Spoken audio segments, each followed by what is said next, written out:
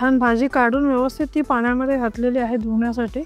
तिची एक्स्ट्रा माती काढून घेतलेली आहे 2-3 पाण्यात ठेवून। आता हिला आपण कापून घेणार आहोत।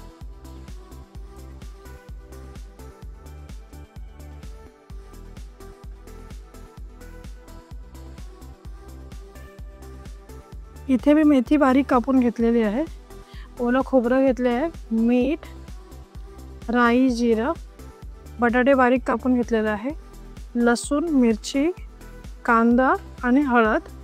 तर आता आपण भाजी सुरुवात करूया। तर आता आपण मेथीची भाजी करणार आहोत। मम्मीकडे आले आहे मी आणि इथे टोपामध्ये तेल घालून घेतलंय। तर तेल गरम झालंय, आता आपण यात कांदा घालून घेणार आहोत। तसंच आता तेलामध्ये आपण लसूण आणि मिरची घालून घेणार आहोत। राई आणि जिरंही घालून घेतलेलं आहे। व्यवस्थित कांदा आपण लाल करून घेऊया। तर कांद्यात आपण थोडं मीठ घालून घेणार आहोत, जेणेकरून कांदा व्यवस्थित लवकर मऊ पडेल।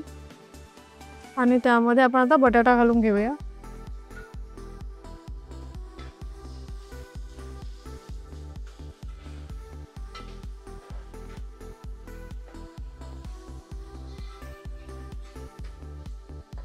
भाजी परतवून घेणार आहोत आणि आपली भाजी तयार झालेली आहे अशा प्रकारे।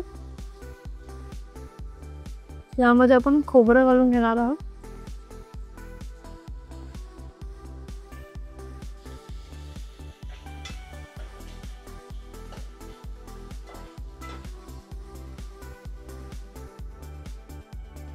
घरी लावलेल्या मेथीची गरमागरम भाजी तयार झालेली आहे।